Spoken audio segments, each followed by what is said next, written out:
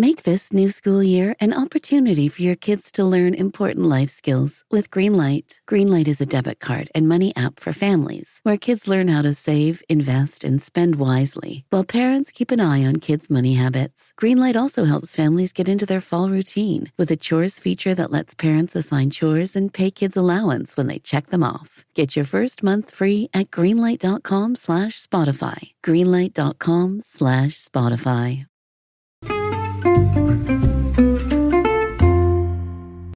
Hi everybody, and welcome to the Dr. Psych Mom Show. Today we are going to talk about a situation that I see often in practice, which is the partner is your only friend. And sometimes you act like you have some others, but as I'll discuss, this may not be true. And as soon as I tell you to subscribe, we will get to that. So if you subscribe, you get over 170 other episodes. It's a lot of bang for your $8.99, and lots and lots of interesting content. And if that's too expensive, you can always subscribe to my Facebook group, the blue subscribe button on my Facebook page. And there's an awesome group of over 400 people that connect, talk about intellectual topics, funny topics, parenting, career, and of course, relationships, sex, marriage, etc. Okay, so what am I talking about here? Am I talking about somebody who really, really likes hanging out with their partner, but also has other people they like hanging out with? No.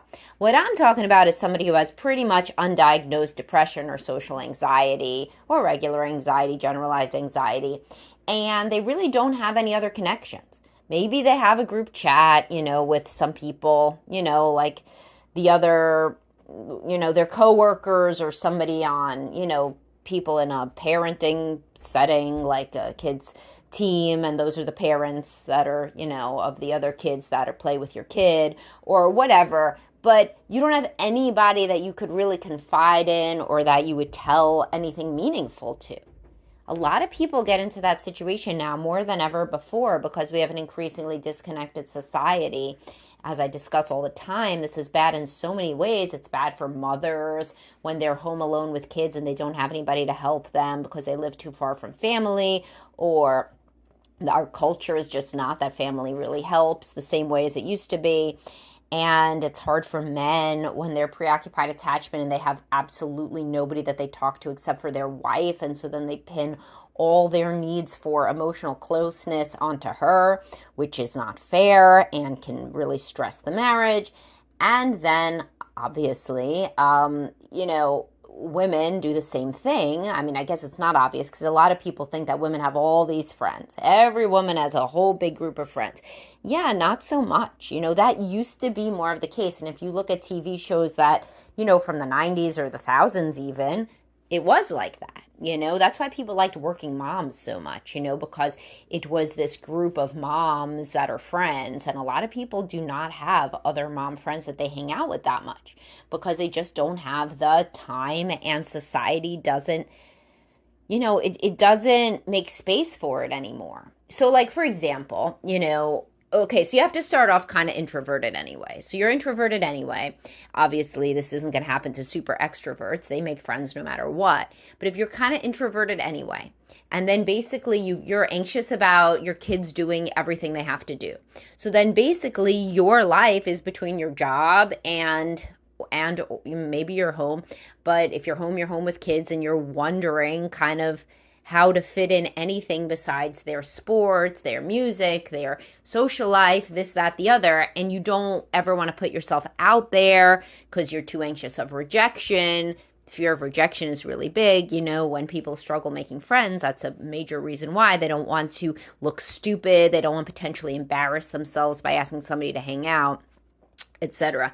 So you end up kind of really with only these internet friendships, and that is worse because it's like you think that you're kind of socializing because you're scrolling through social media and liking people's posts, but you're really not socializing, I mean, it's nice to look at your friends' posts, but it's not a back and forth kind of interaction where you could potentially feel supported. It's certainly not anything where you're confiding or you're getting any sort of support. So, women do social media more than men, really, from what I see in practice. So they can feel like because they text somebody every so often and they scroll through Instagram a lot, that they are having some sort of a social life. But the reality is they haven't gone out with a friend in months, if at all, if even then. And when I talk to these people, they say, men and women say, well, my focus right now is my family. All right, your focus could be your family, but that doesn't mean that adults don't need friendships. If your child had no friends, you'd be upset. That would be strange to you. You would feel like they were missing out on a core component of being a child, being a person, right? But then why don't you see it for yourself? So a lot of people get very anxious, and anxiety thrives with avoidance. So if you're a little socially anxious, society didn't used to let you continue to be that socially anxious. Like you had to get out, you had to grocery shop in person, you had to go to church or synagogue or whatever. You had to basically engage with your neighbors. This was just all expected. People nowadays, they don't have to talk to anybody, so if you already have social anxiety, it thrives in that atmosphere. This is what happened to a lot of people in the pandemic. I even have a podcast I just remembered now about couples that get very codependent in the pandemic, and I called it COVID codependence or something. I thought it was pretty funny.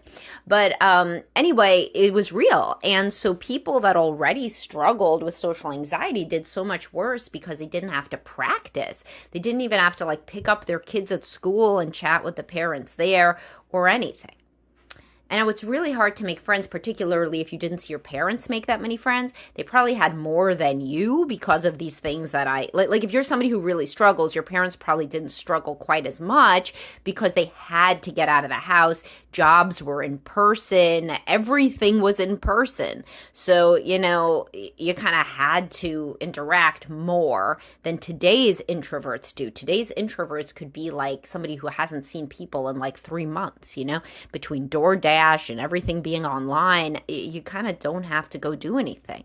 And when I work with younger people that are socially anxious, it's a tough world, man, because you don't have to do anything.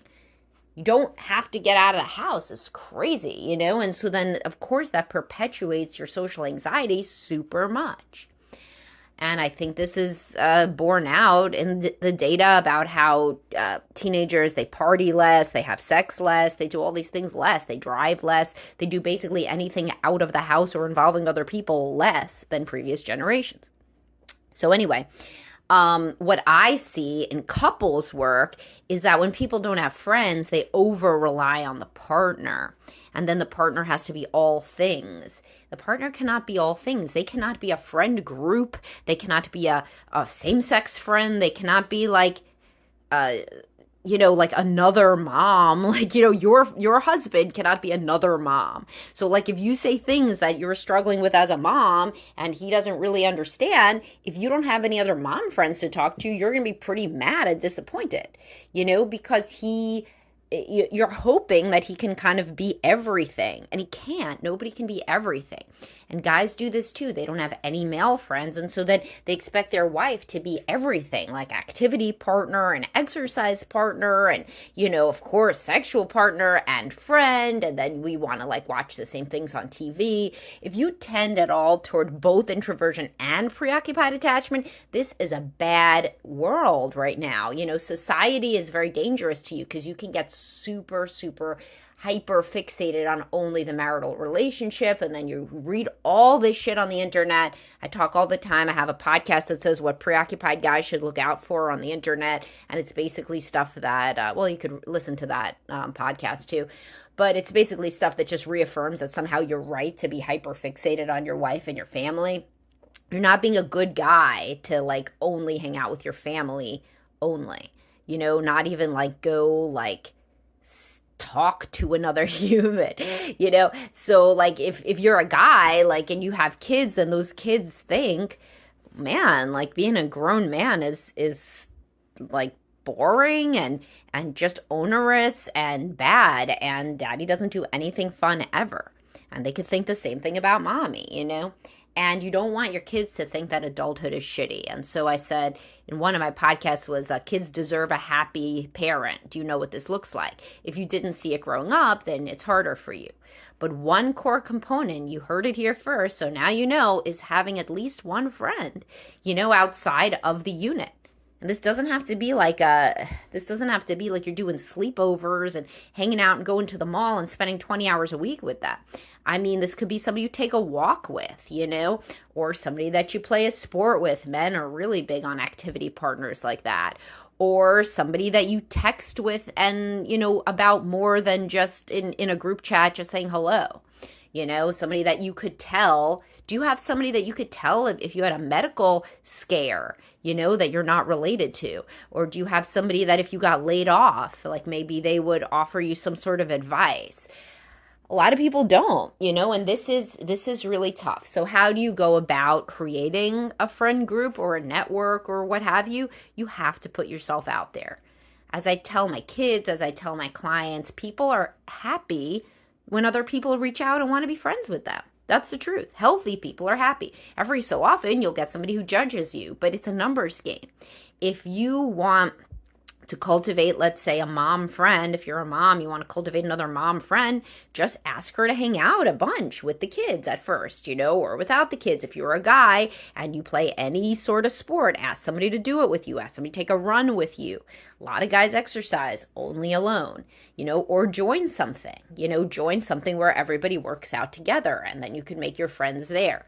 You don't even know what you're missing until you have it. If you have another human being that you can talk to, it's a huge source of support and like just a pleasant. I was just reading, and I shared in my Facebook secret group, they're researching now benevolent childhood experiences, which is great because they used to just research adverse childhood experiences. That's the ACEs questionnaire with things like, did you ever see a parent drunk? Did your parents hit each other? You could Google this, and it's obviously associated with bad mental health outcomes, the more of these that you have. But now some research is focusing on benevolent childhood experiences, which is great. And it was like, did you have a trusted adult? Did you have at least one teacher that cared for you? Things like that. You could Google all this. And point being, do you have any benevolent adult experiences? How much of your day is like some just shit that you have to do and punctuated with only the only comfort or anything is interacting with a spouse that, quite honestly, if they're your only source of comfort, may kind of be pulling back because it's too much.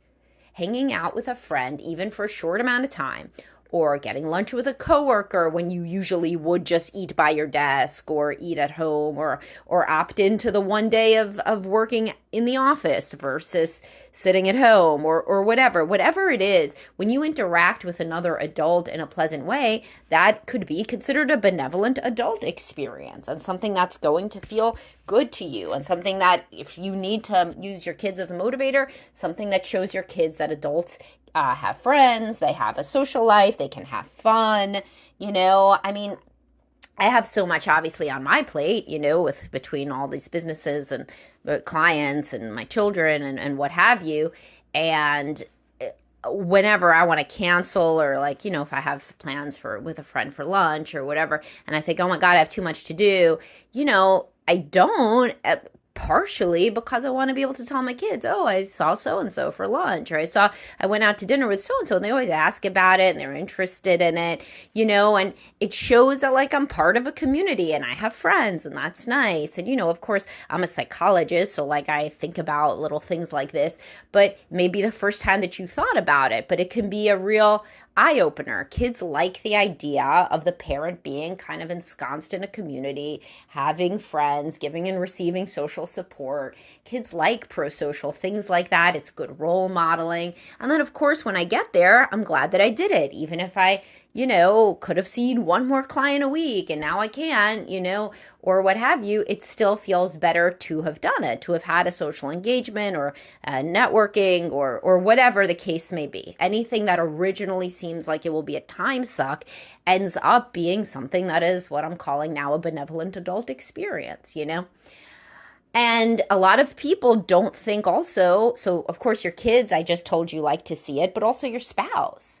your spouse is like, oh, good, like they did something nice. That's nice. Now we have somebody else in our community, our little network of people, potentially. Like if you really like hanging out with somebody, then you could hang out as couples, right? And then you have a whole different sort of experience. You don't want every single day to be exactly the same. You want to enrich the tapestry of your life, and one way is to bring other human beings into it. And people will do this for their kids and they will just not do it for themselves.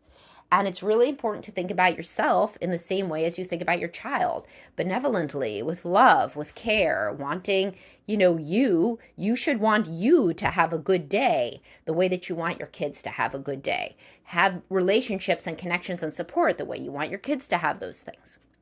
All right. And if you struggle with this a lot, if you really struggle with like going up to somebody and asking them to hang out or spend time together or exchange contact information, you probably do have social anxiety, and that could be really well treated with therapy. And what the therapy will do is both go to the roots of why you may feel this way cognitively, but also give you behavioral assignments to increasingly try to put yourself out there. I talk a lot about exposure therapy. So you could just try that on your own. Just go up to people, even if you feel like they're going to hate you or you're going to, do something stupid or whatever.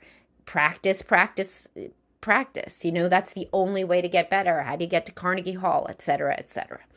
All right. I'll talk to you guys soon. Hope you enjoyed this. Have a great day. Bye-bye, guys.